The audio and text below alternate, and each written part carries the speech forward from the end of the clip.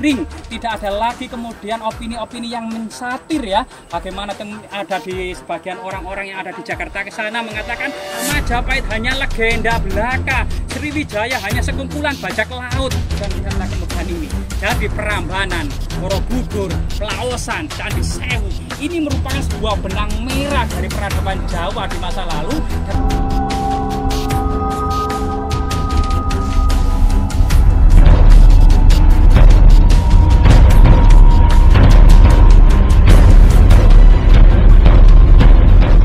Agama ya, kutanya Batabang, Umi Derma Kandil Aruhur. Artinya tembok-tembok istana kerajaan Majapahit itu terbuat dari batu bata merah. Umider berkeliling mengelilingi istana, Makandel sangat tebal dan Aruhur sangat tinggi ya.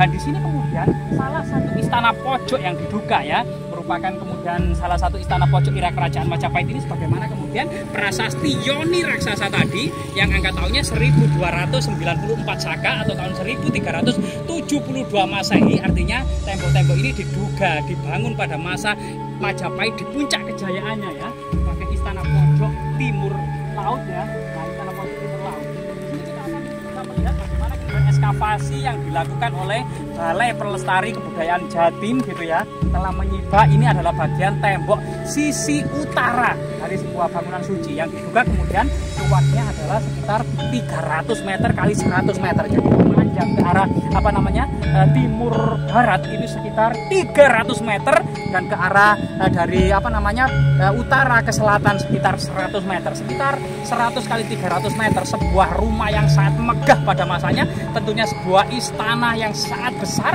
Di dalamnya ada sebuah bangunan suci, kemudian menerima tamu, paseban ya, termasuk kemudian taman-taman dan mandapa tentunya di dalamnya. Nah itu sebuah pakem istana pada masa kuno. Bagian timur laut adalah jejak-jejak kemudian bangunan suci dan gerbang selalu menghadap ke barat. Gerbang raksasa diduga berada di sebelah barat ya.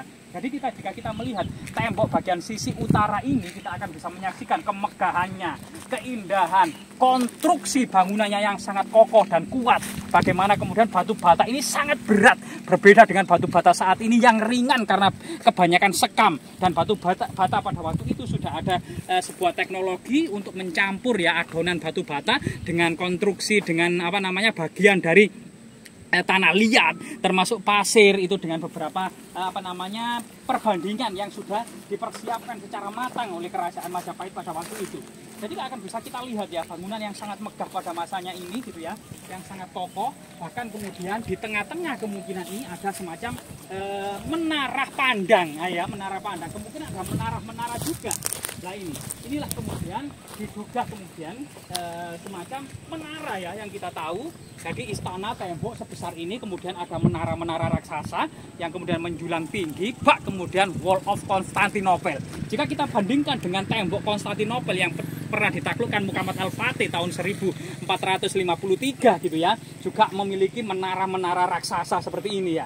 Artinya memang teknologi pada masa kerajaan Majapahit tidak hanya keris, pedang panjang maupun tombak saja. Ada meriam-meriam yang sangat besar. Ada kata meriam, ada rentaka, ada lela, ada cetbang. Ini semuanya kemudian berhubungan dengan meriam-meriam yang diduga diwarisi sejak kemudian kekalahan dan kehancuran pasukan Mongol yang ada di Majapahit, baik itu di Canggu maupun di Surabaya tahun 1293. Banyak tawanan orang-orang Mongol, baik petinggi Mongol, baik ahli pembuatan senjata yang ditawan oleh Majapahit untuk membuat meriam-meriam raksasa tersebut. Sehingga kemudian konstruksi tembok-tembok raksasa ini diduga merupakan tembok yang dipersiapkan agar kemudian kuat dari segala hantaman meriam-meriam dari luar.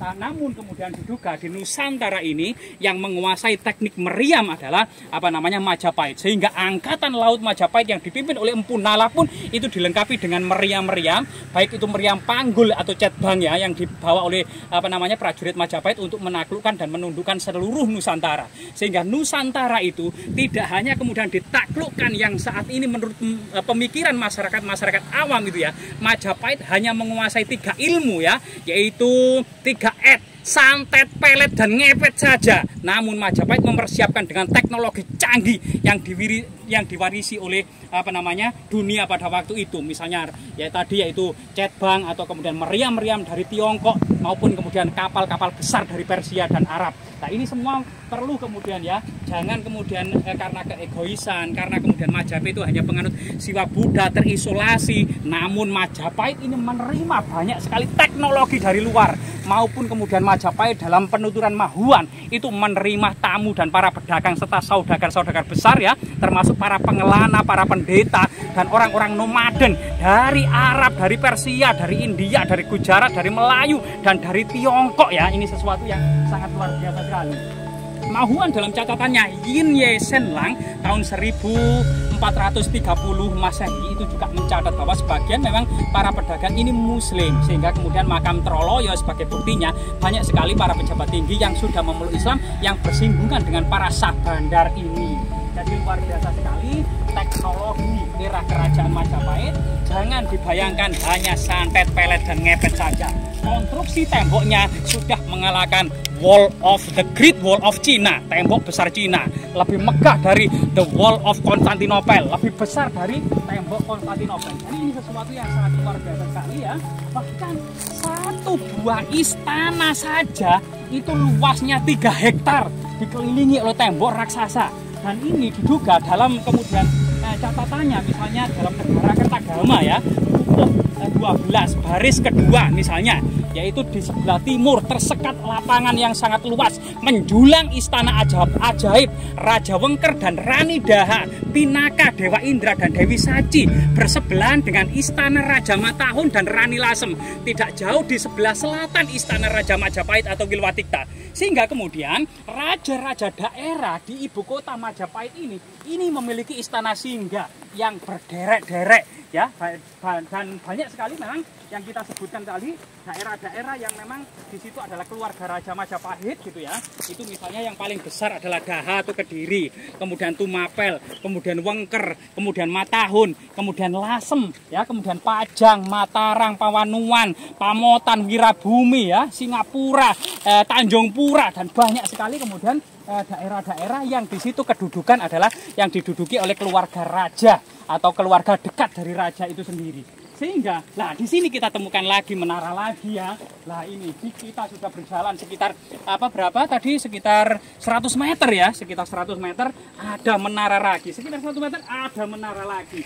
Nah disinilah, jika kemudian ini adalah bagian dari konstruksi atau bagian dari tembok benteng istana yang ditinggikan menjulang tinggi, maka kita akan bisa melihat kemegahan tembok benteng istana era kerajaan Majapahit dengan menara-menara pandang yang menjulang tinggi, tempat para prajurit menjaga tembok istana ini ya. Dan luar biasa sekali. Semoga kemudian situs ini menyibak ya, serta kemudian mengungkap kebesaran kerajaan Majapahit di masa lalu, sehingga tidak lagi kemudian ada opini-opini miring, tidak ada lagi kemudian opini-opini yang mensatir ya. Bagaimana ada di sebagian orang-orang yang ada di Jakarta ke sana mengatakan Majapahit hanya legenda belaka, Sriwijaya hanya sekumpulan bajak laut. Dan lihatlah kemegahan ini. Jadi Prambanan, Borobudur, Plaosan, Candi Sewu ini merupakan sebuah benang merah dari peradaban Jawa di masa lalu, dan Majapahit hanya kelanjutan saja. Sebagaimana kemudian kota Trowulan yang disiapkan oleh Empu Sendok pada abad ke-10, kemudian dilanjutkan pada masa Kahuripan, Kerajaan Kadiri,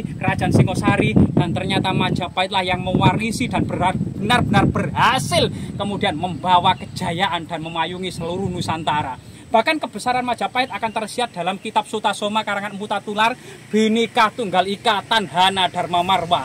Jadi berbeda-beda tapi tetap satu ya, di bawah naungan atap kerajaan Majapahit. Semoga bermanfaat.